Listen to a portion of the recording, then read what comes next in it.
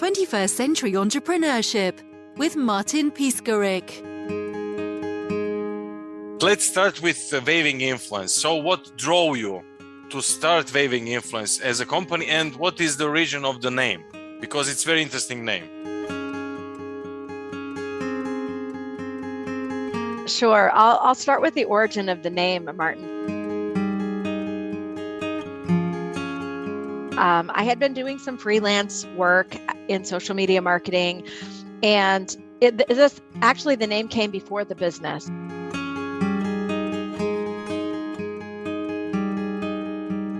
Because I had been doing some blogging and I wanted to start my own blog. And so I asked my husband to help me think up a name for a blog. And the blog would be about social media marketing, about relationships, about leadership. And so I used the name Waving Influence for this blog that I started. And it was in about 2010 or 11.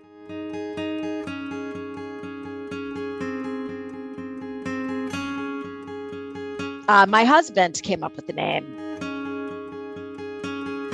He's amazingly creative, and he came up with the name, and I immediately loved it because it evoked this feeling of, the convergence of making a difference in the world and leadership, and people always love the name. I started doing some work, and it was like the beginning of my company. And at the time I was using the name for my company, 12-Minute Media. And the reason behind that was, I wanted to teach people how to use small amounts of time, but use it to build their online influence. And I actually have an ebook on Amazon called Twitter Tips, 31 Days of Twitter Tips, Grow Your Online Influence 12 Minutes at a Time. So the 12-Minute Media was the original name for the business. But what I found was that the name Weaving Influence was resonating much more. And so as I transitioned into owning the agency, I switched and used Weaving Influence as the company name. What need does Waving Influence fill in the market?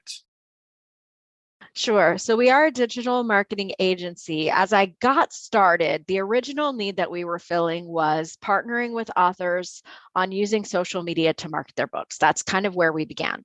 But along the way, we added services to support authors, thought leaders, consultants, trainers, others with their digital marketing needs. And the problem that we're solving is helping people to create the biggest possible reach for their work. So whether that's a book, whether that's an idea, whether that's a nonprofit cause, whether that's a business, we want to help our clients to use social media and other digital marketing approaches to effectively reach those people who need their messages. Okay, any analogs, antilogs? So for example, there are some big names on the market like Scribe. Why you and not some other? So, one thing that I think that is interesting, Martin, is that I don't really view necessarily any companies to be direct competitors to us. I love to collaborate with others who are doing similar work. But I would say what stands out about us is that we are able to partner with authors, especially authors of business books, to help them really understand the various steps that they need to go through as they bring their work to the world. So a lot of times authors have no idea what's required of them when they market a book. And particularly authors who have a traditional publisher, they expect that the publisher will do a lot to help them get their book out. They expect the publisher will do a lot to help them market. The reality is, and even my friends who work in traditional publishing houses, they'll tell you the amount of marketing that the publisher does is so little. And every author needs to become the chief marketing officer for their book. So what we're doing really as we work with authors is we're not only giving them kind of strategic guidance and partnering with them to help them navigate what can be confusing in bringing their book to the world, but we also provide hands-on execution support, which is quite different. So most of the time when an author is going to hire a team to help them with their book, they only think in terms of public relations or media relations. So they're wanting to partner with an agency or a firm who's going to pitch them to the media, pitch them to podcasts, get them articles. And what's different really about the way that we work is that we have a comprehensive approach. So public relations or media relations is only one part of what an author can do to spread the word about their book. And we really cover all the possibilities and helping authors think about how they can reach audiences. I'll give you an example, Martin. One of the things that I love to do is help authors plan and execute what we call a virtual launch party. So a virtual launch party is an online meeting, usually on Zoom, where the author invites their friends, family, colleagues, and at the moment that their book is coming out, they rally support. And as a team, we help the author. My role often is to tell the people who have come to the party what they can do to help their friend get the word out about their book. And that's not something that I've seen many other companies doing, is, planning and executing and supporting authors through these virtual events to help promote their books. So that's another example. So beyond even media relations or PR, which we do as an organization, we just do, almost anything that you can think that you could do to promote a book online, we provide that support to people.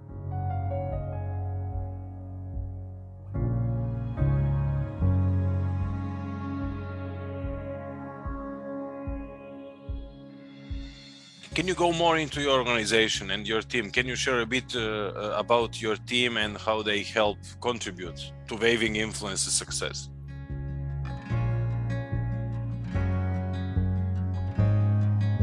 Sure, I would love to. So one of the things I figured out really fast when I started my company back in 2012 is I thought at first all I had to do was come up with a strategy. So I would meet an author, I would give them all the creative ideas, and they would go and implement them. But what I found out really quickly is most of them needed that hands-on help to do the work. So my team is comprised of, there are 10 of us who are employees. We have about 15 more who are contract workers. And every author is paired with a project manager. The project manager is the one who partners with them week in and week out to implement their approaches to market their books effectively. Most every author, if they've hired us to do media relations, also has a PR or media lead. We also have social media specialists. So when we're working with clients, we may have a client who wants us to write all the content for their LinkedIn or all the content for their Twitter. And so we're writing and scheduling and growing client social media accounts. We're writing and scheduling and sending email marketing. And we have graphic designers, we have video editors, we have audio editors. We have a really comprehensive team. And so whatever skill we need on the project, we will have those people contribute. There are also a few of us who are strategists, and my main role in the company is developing new business. So I talk with people who might want to work with our organization.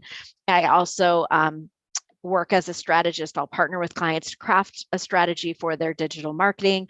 And I also, of course, lead the team and, work on that side. So there's the whole building this organization side that I do, but there's also, the interacting with and serving our clients as well.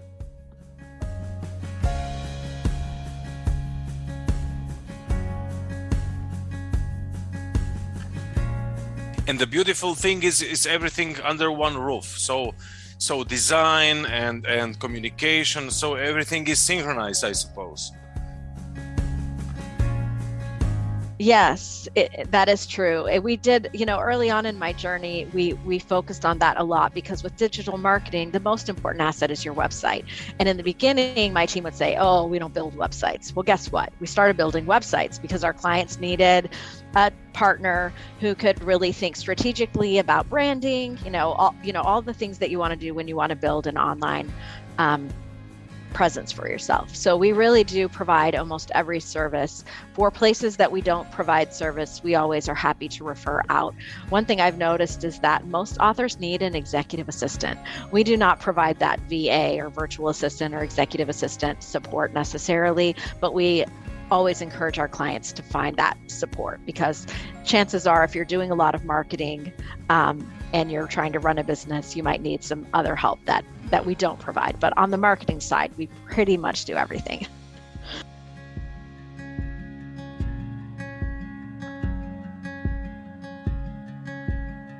A lot of us are coping with those likes and traffic and engagement, etc. So what do you think about vanity metrics?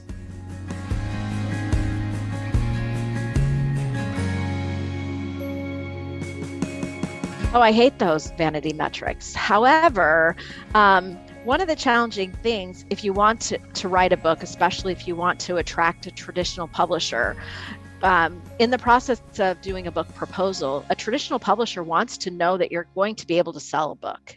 And really, the vanity metrics are the only ones they have. So what I try to encourage authors to do, and instead of thinking about platform, I encourage authors to think about building a community. And in my mind, the most important metric is not a vanity metric at all. It's the size of your email list of people who have given you permission to email them. So of all the metrics that there are to look at, to me, that's the most important one, because we found that email marketing converts better than any other digital marketing tactic. Now that said, your social media accounts can be the place where you're building awareness to get people back to your website so they sign up to receive your newsletter. But, for example, if you think about metrics, if you go on my social media accounts, you might go to my Twitter and see that I have over 30,000 people following me. And you might think that's phenomenal, right? It's not like off the charts, but it's a pretty solid number.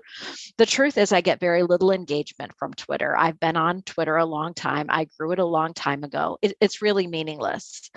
What's more interesting or helpful is, the 6,000 that I have on LinkedIn. That's a community that's more engaged with me, more meaningful. But the most important number is my email list, which we have about 17 to 18,000 on our company email list. That is a powerful number. Those are people who have given me permission to write to them via email, who, a percentage of them will open my emails, a percentage of them will click through my links, will, answer an email, will personally engage with me. So I would encourage, people to think about which metrics matter the most to them. And quite often it depends on what you're trying to achieve. Of course, all that said, if you want to get a publishing deal with a traditional publisher, they're going to be looking at all the numbers and they want you to grow all of them as big as you can, as fast as you can.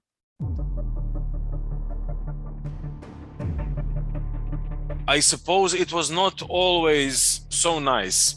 What are some of the biggest challenges or some of the challenges?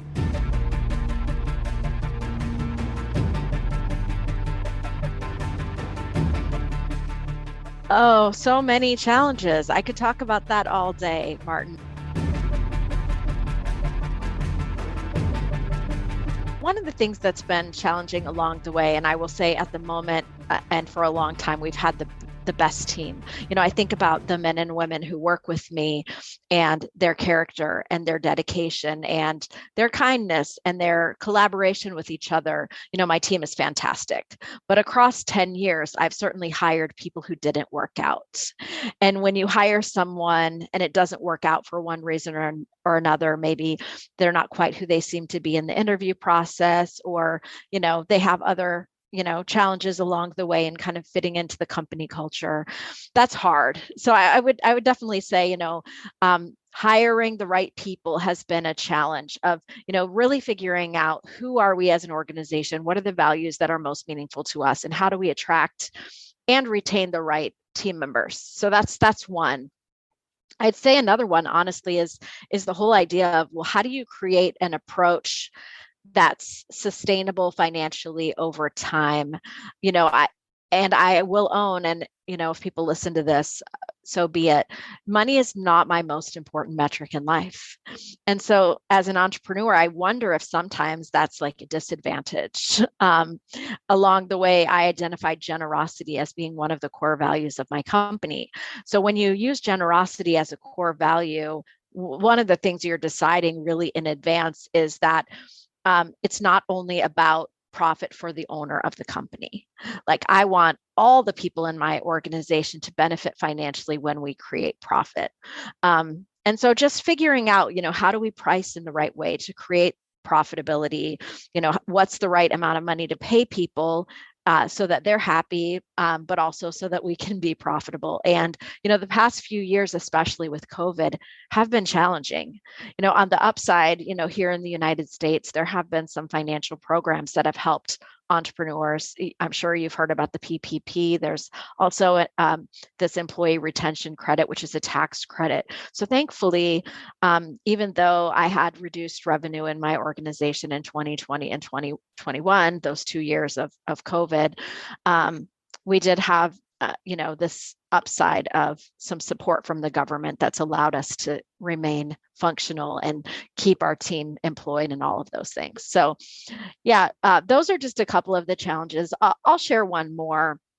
I think, as CEO or as the owner of the company, there's just sometimes this loneliness that happens when you're the leader, and really figuring out like how to build friendships. I'm busy building a company. I don't have a lot of time outside of work, and on the upside, there are some women who have been in my company for a long time. The two vice presidents in my company have worked with me for a long time.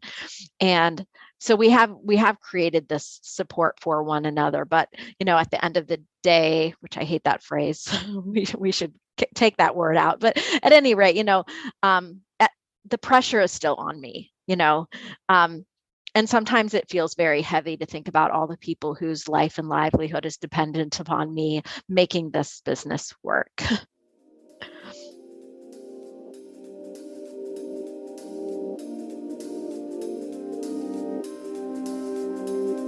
Let's go to your book. What inspired you to write your book?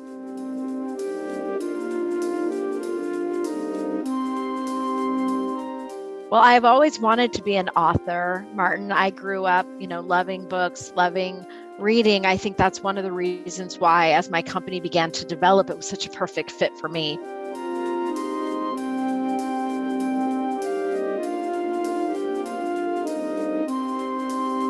I started my company at age 41. So it was really like a new career with me after having stayed home with children. So really from the time I started to work with authors, as I got to watch their journeys, as I got to see how powerful a book was in helping them to build their own thought leadership brands, helping them to build their own businesses, from 2012 or before, I always wanted to write a book. I, along the way, a couple of times tried to get contracts with the publisher and got a few no's along the way. So, why does anyone write a book? You write a book because you have a message to share that is of value to others. A book can scale your ideas in a much easier way than one-on-one conversations. So I wanted the chance, not only just for the joy of writing the book, which it was, a joy to write it. I love to write. I love, being able to make space and time for creativity, but also just the benefit to my organization as a whole. So we've been talking a lot since we passed our 10-year anniversary. We have a 10-year reputation of providing this valuable service to authors. And the book is part of that because we have also the knowledge and the approaches that we've developed. So I wanted to put those into a format that people could, easily access.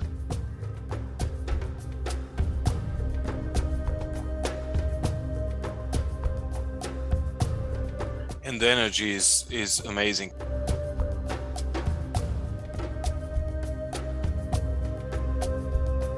Some videos that I saw regarding the book, those beautiful orange colors, music, messages, everything, the energy is absolutely fantastic. Can you say something more about the energy?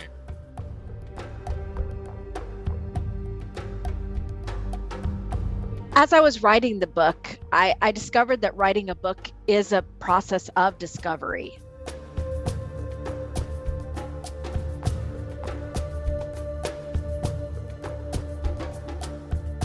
And you start with one idea in mind, and as you begin to write, what emerges is the really powerful way that your ideas are codified or clarified in a way they never were before. And I'll share an example of that with you.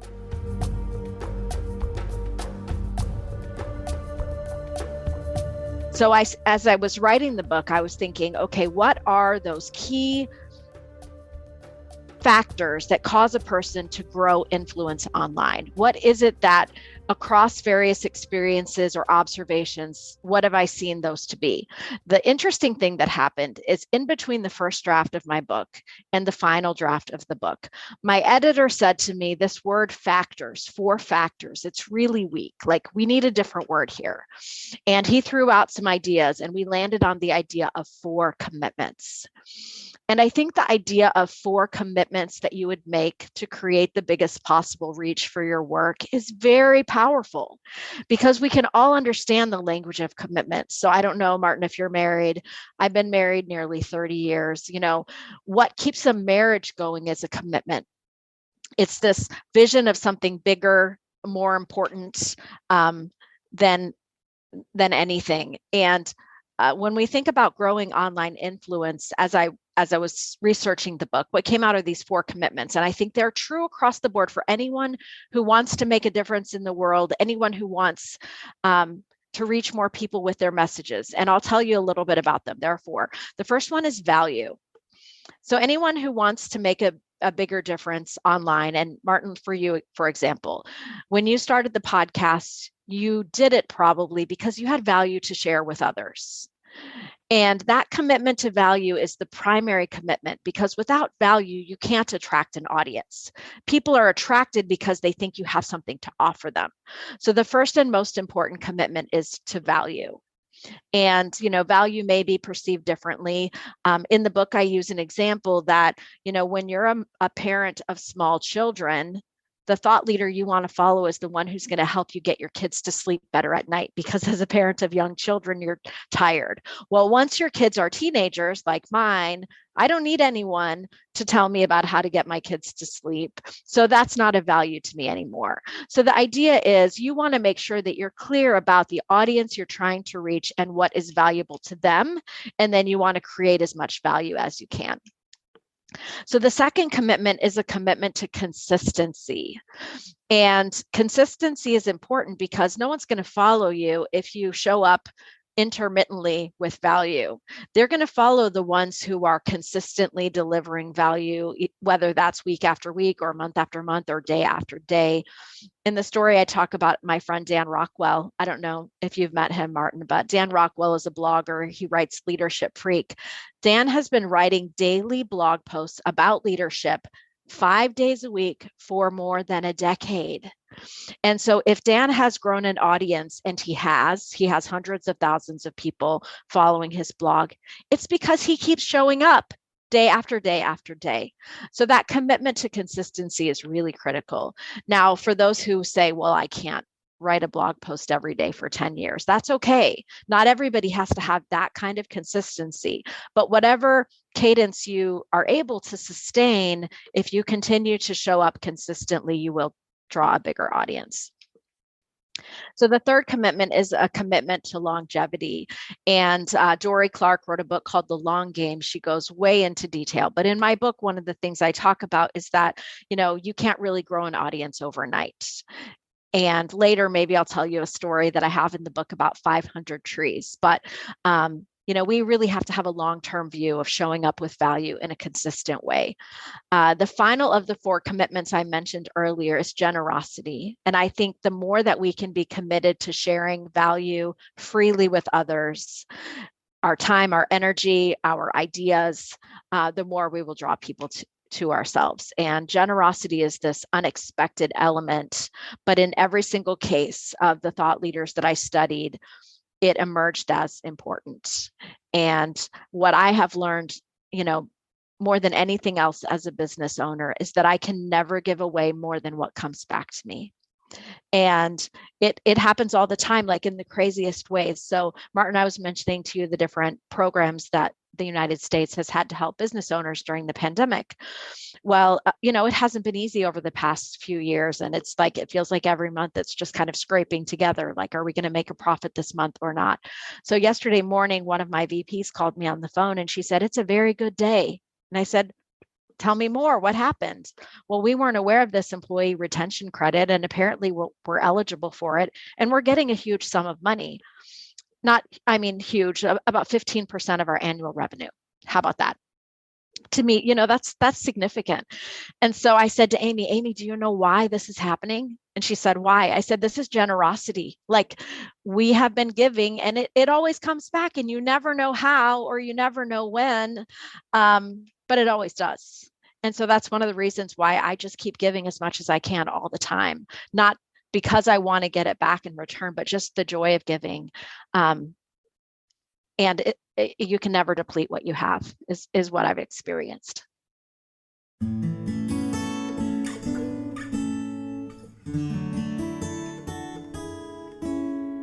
Becky in 5 years, your company in 5 years. Me in 5 years? Yes. Oh, wow, that's hard. So I'm still trying to figure that out. Or let's say this way. So your biggest nightmare in 5 years, Becky biggest nightmare in 5 years, and the sweetest dream in 5 years. The sweetest dream in 5 years. So prior to the pandemic, I would have told you that I wanted to double revenue and I wanted to double the size of our team in 5 to 7 years.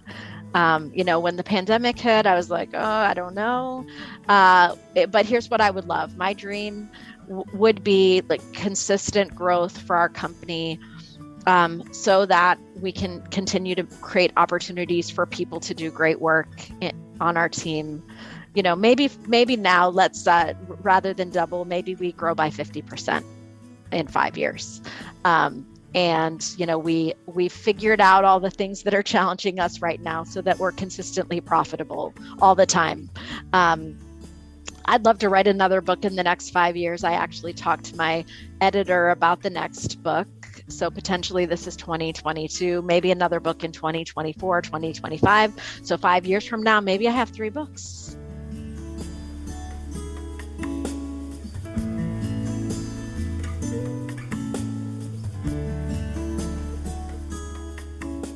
The story of the 500 trees is a story that I created when my husband and I moved into a new house back in 2016. So we live on 5 acres. It's surrounded by trees. It's the most peaceful and private environment that you can imagine. But if you go back 30 years to when this house was built, it was a wide open cornfield. You could see the road, and the owners wanted to create privacy. And so 30 years ago, the owner of the house, his name was Mike, he bought 500 trees. They were so tiny, Martin, that they fit into a wheelbarrow. And he and his children painstakingly planted those 500 trees. They probably planted 300 more. And they did it because they had a vision of what they wanted this land to be. I think at the time they intended that the property would stay in their family. So they had a vision of this private tree-surrounded property that their family could enjoy for generations to come. And so they created that consistent action of planting and cultivating the trees, looking ahead to the future that they couldn't yet see. Those of us who want to grow influence online, to build an audience and build a community, need to have the patience of someone who would plant 500 trees and wait for them to grow. Knowing that the impact of the decisions that you make today can influence generations in the future. So that commitment to show up with value in a generous way consistently over a long period of time will create a future that you can't even imagine yet.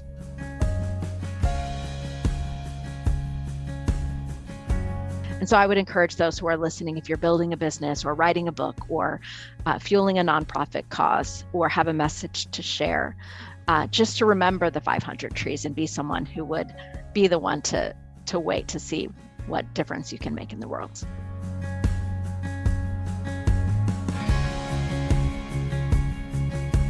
So for those who would like to learn more about me and Weaving Influence and my book, there are a few ways that people can get to know me better. So you can visit my website, weavinginfluence.com, or to learn more about me personally and the book, go to beckyrobinson.com.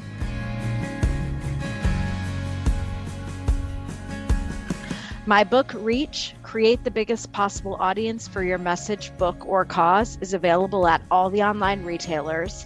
And one of the interesting things about the book is that at the end of every chapter is a QR code. It's the same QR code throughout the book. But if you scan the QR code once you have the book, you have the opportunity to get into a free online course where I created more resources to help you on your journey.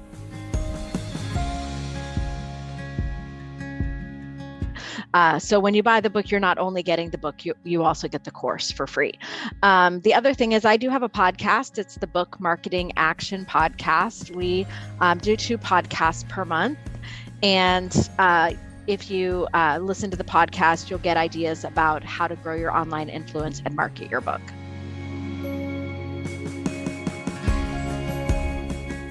"21st Century Entrepreneurship" with Martin Piskarik.